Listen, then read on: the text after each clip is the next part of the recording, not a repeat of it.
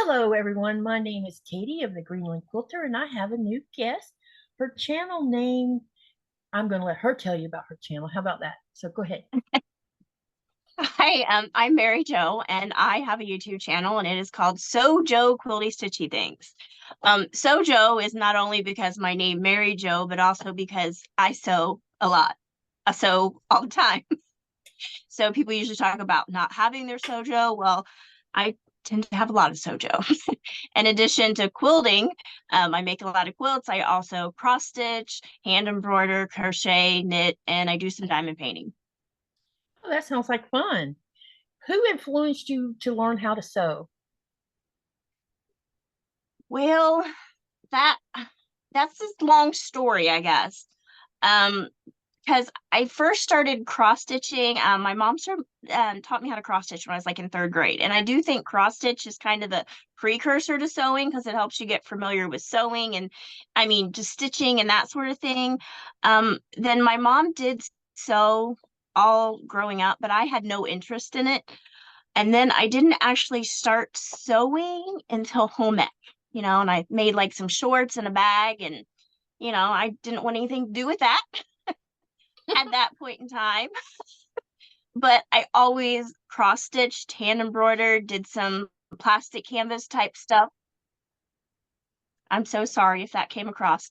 Um, if my alert on my phone came off, I came across. Didn't hear Okay, well that's good. So um then so I did those sort of things through high school, and then around the time I got married, I had had a puff quilt on my bed that my grandma had given me, and it was getting kind of old. And I'm like, I couldn't find one anywhere. I really wanted another puff quilt because it's this king size puff quilt. And so I'm like, well, it's just squares. I can make it myself. So that's exactly what I did. I made it myself. And that was, I guess you consider my first quilt, although I don't consider myself actually quilting until many years later when it. my daughter was 3 and my son was about 1. I was started making all kinds of garments, all kinds of dresses for myself and my daughter. And somewhere along the line, well, I was also crocheting a lot, and my husband told me I needed to stop crocheting because we had too many blankets. I said, okay. And then I took up quilting instead. So now you have more than that, I bet. I do. Okay. Do you remember how long ago that was when you started piecing? Um, so that first puff quilt, like I said, that was about 20 years ago, and I no longer have that. Okay. But piecing, like I said, I think I started actually quilt making about the time my son started kindergarten. He's now 16, so that's about 11 years ago. And I Nice. do have the first quilt I made when I started piecing, Mm-hmm. because when I started going from garments to quilts, I jumped right in and I made a king size quilt.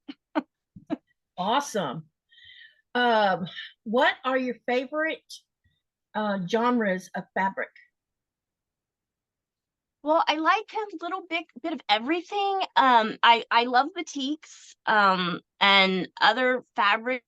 I mean, it just depends. Plus, I'll use flannels to make quilts. I'll use um like I said, I used to make my daughter when she was little summer dresses, and I had like some seersucker fabric that I kept the remnants of that, and I put that in a quilt. So I mean, I don't really have a specific type of fabric. I'll Okay. use whatever, but I am attracted to blues. Anything with blues, you got me. Now we're going to talk about the color when we get to that. Okay, do you have a favorite fabric designer or pattern maker that you like to follow?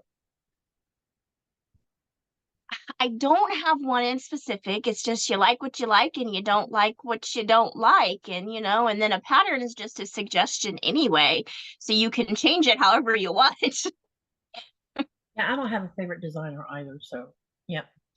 Do you prefer traditional over modern, or do you lean in the middle of it?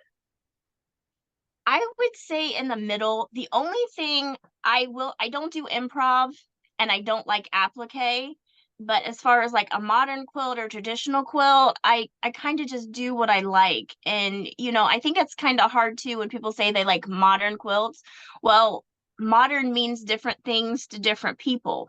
Yeah. So it's kind of hard to say. Okay. Tell me what you envisioned in the beginning of your quilt creating and how has it evolved?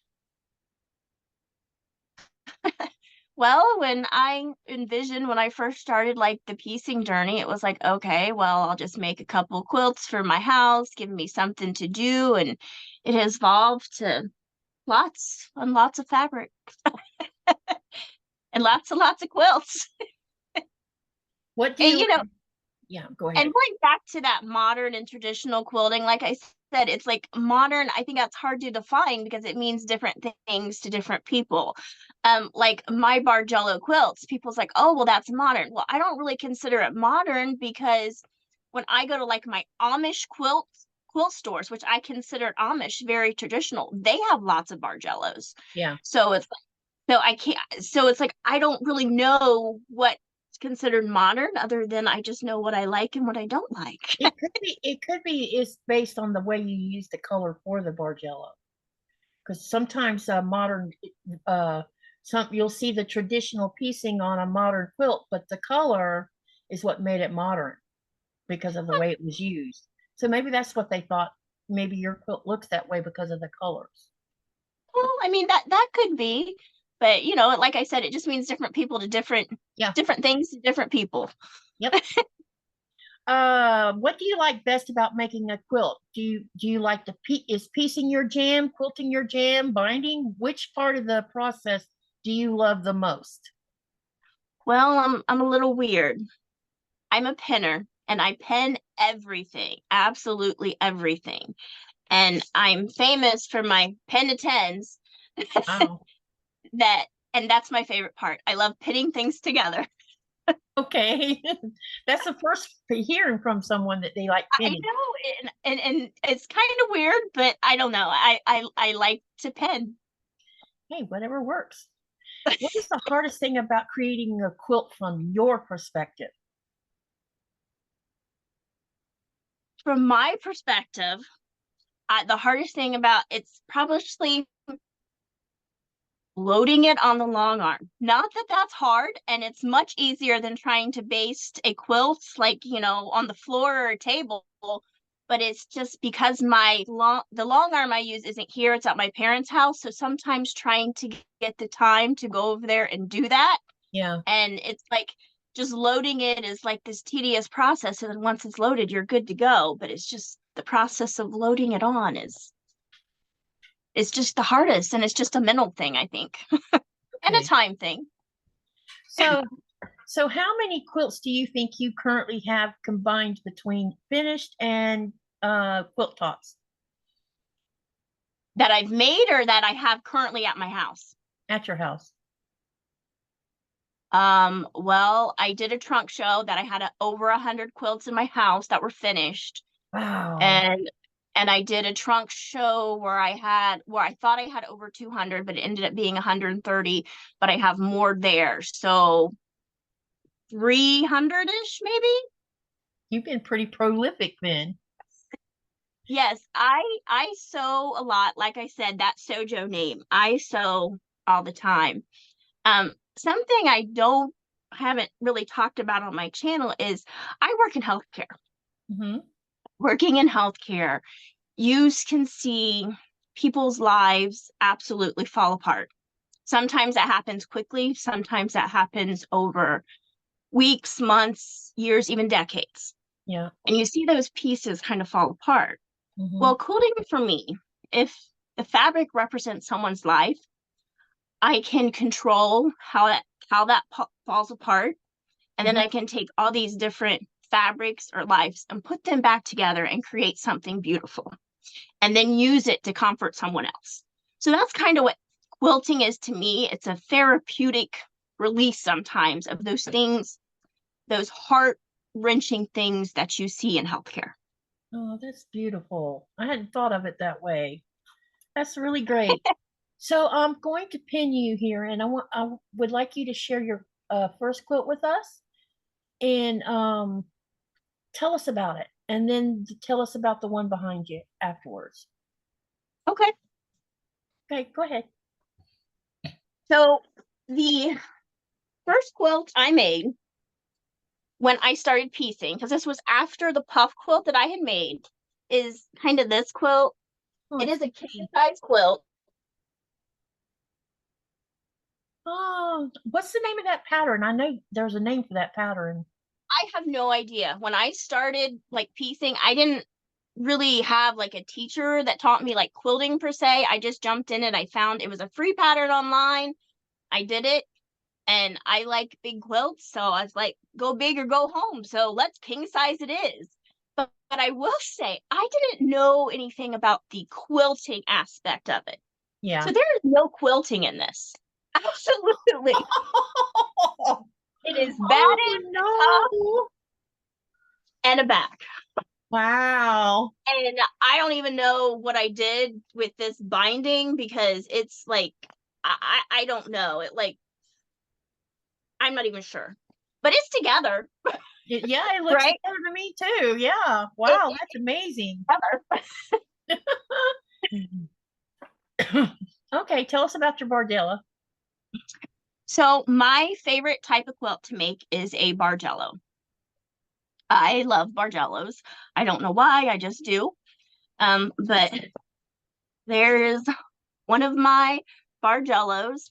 It is quilted on the long arm, and it's got like I think the name of the pantograph is Whipsy, so it's got some like swirly things throughout it that I used, Mhm. and that's that.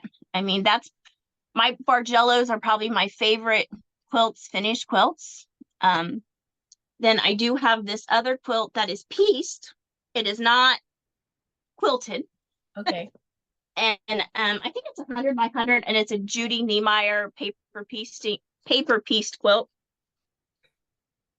Um, I know it's not going to show up well. Oh, look at And that. Oh, I bet that's beautiful when you have it hanged. Oh, look at that. That looks lovely. Is there batiks in there? it's all batiks. Oh, it's gorgeous. I love batik. Just like and I do love batiks with bargellos. Those are all batiks as well. But Awesome. That looks, oh, that's great. So there we go. We have shared a couple quilts. Okay, besides yourself making quilts, is there anyone else in your family doing it? my mom does. Now when I was growing up, I only ever remember her making one quilt that was basically based off a panel. But that's the only quilt I ever remember her making. She said she did, but I don't remember that. But then as I got into quilting, she started getting back into quilting, Oh, that's and good. that's where the long arm is. So we both use that long arm.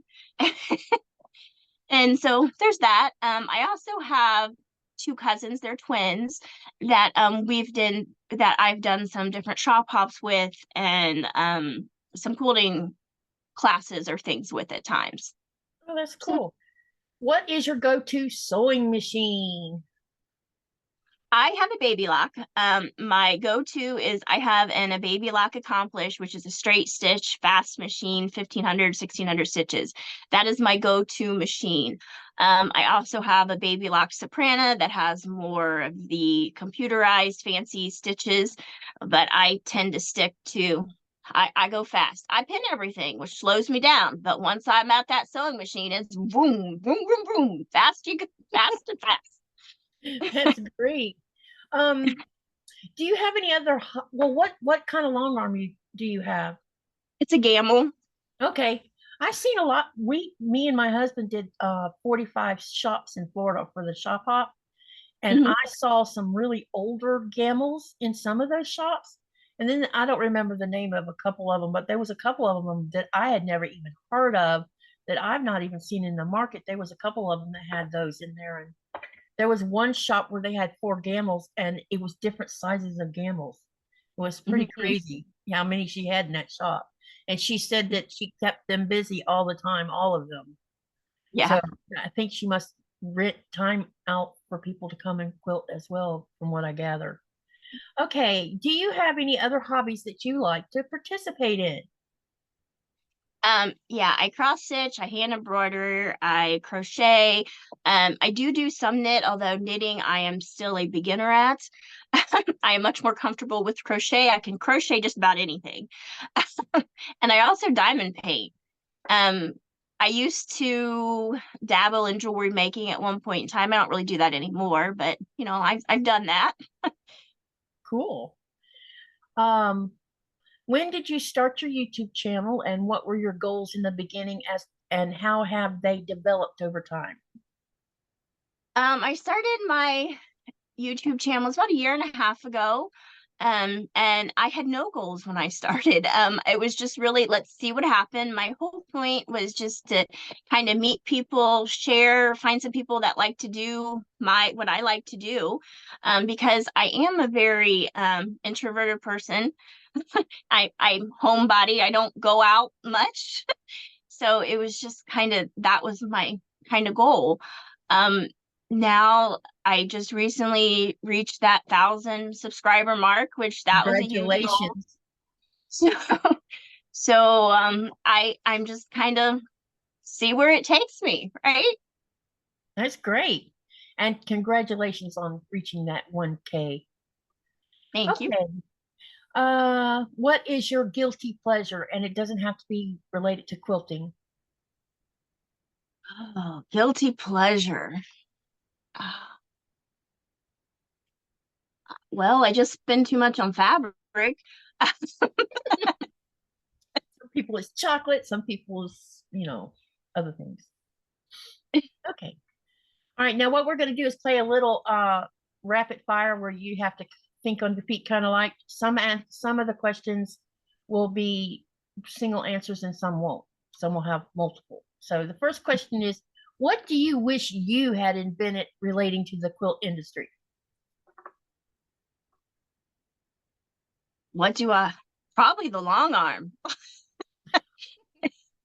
I mean, Cool. What was your worst quilt disaster and were you able to solve it? my worst quilt disaster. Well, I was working on a pattern, and it called for a specialty ruler that I didn't want to buy. So I'll just do this myself. It did not come out well. Uh-oh. And I did finish the whole quilt top. I made the whole quilt top, but it didn't lay flat. There was all these little tents up in it from where it didn't piece together well. And I saved it for a couple years, and then I eventually just threw it away. I was like, "There's no way I can quilt this." Oh no. But it's the Okay. only thing that I've ever completely scrapped. Wow. What would you like to do in the world of quilting that you haven't already done?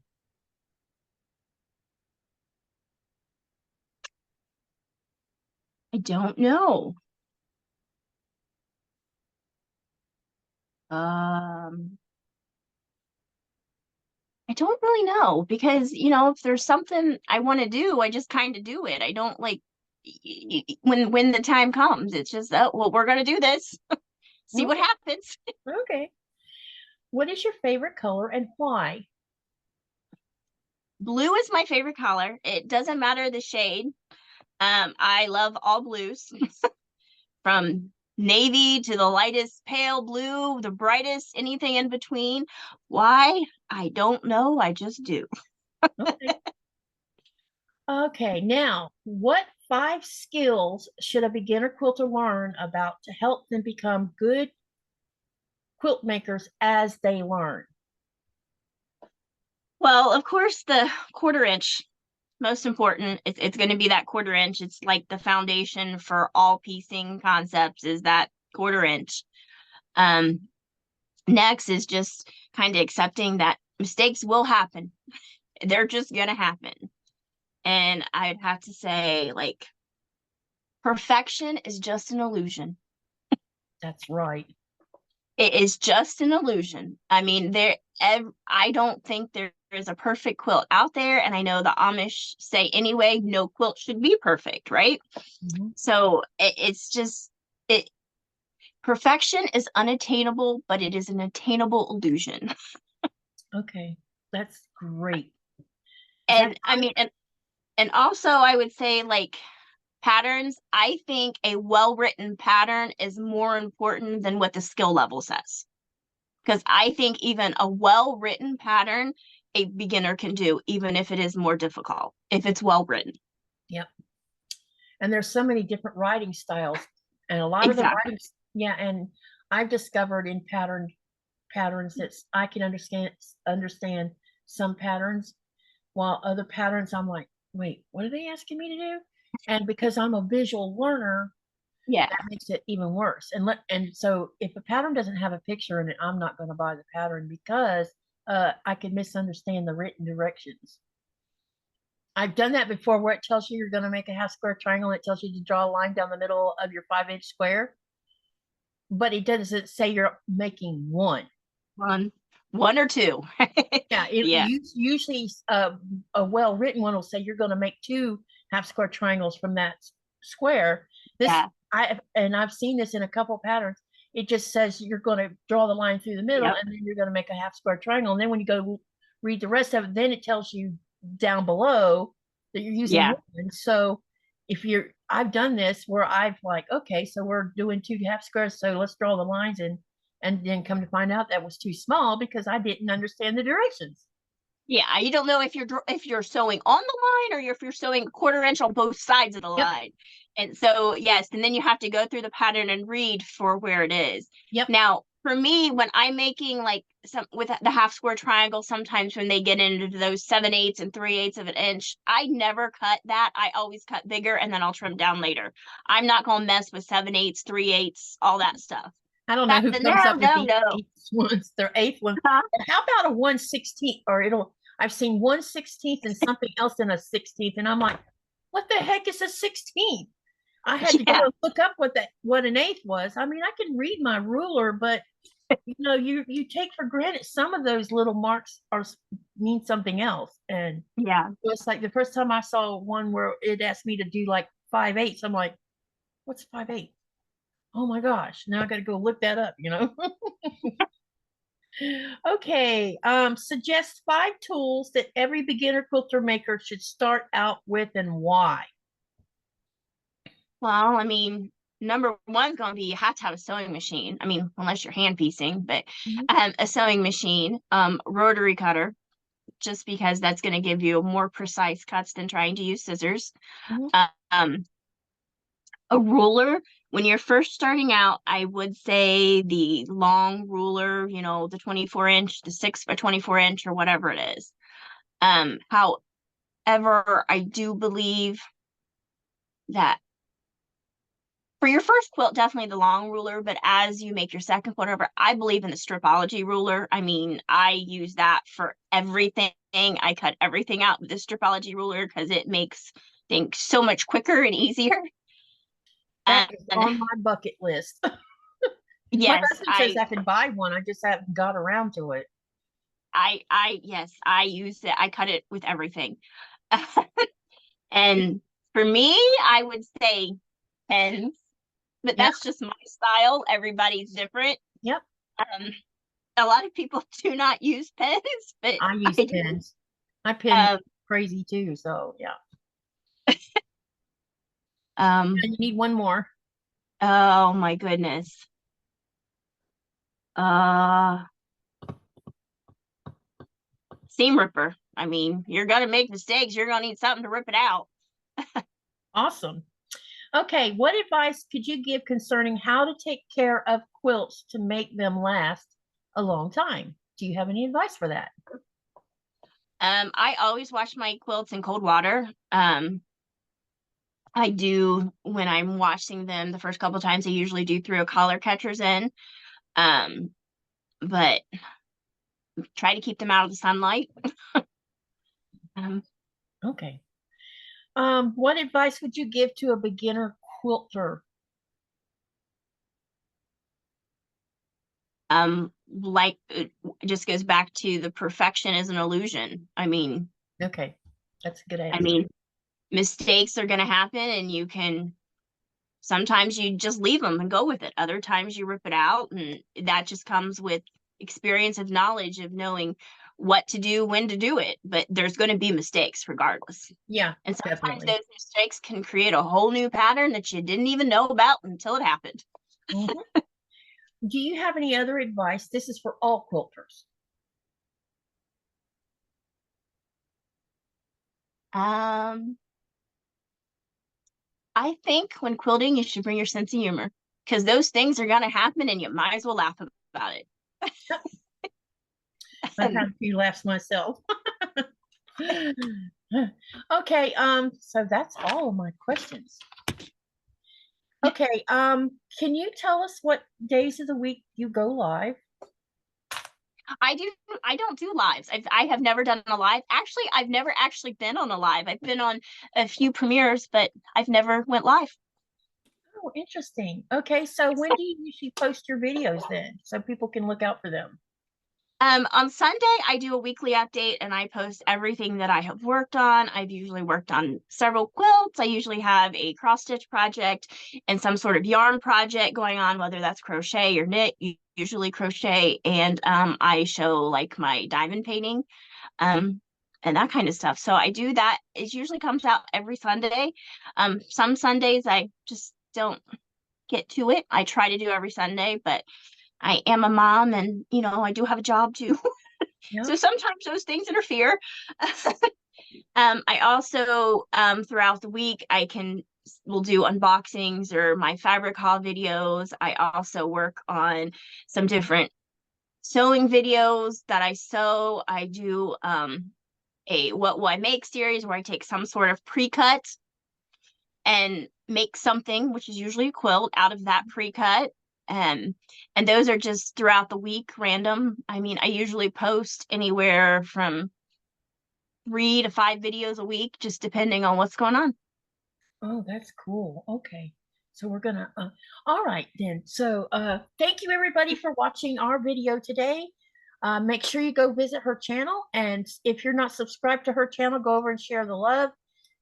That's what the purpose of me doing all of these is, so we can share with each other's their channels, and everybody gets to see everybody else's channel and help that channel grow, because all of us small people need to stick together and get it done. So remember to live, laugh, love, dream, and make sure you create from that. See everybody later. Bye. Bye.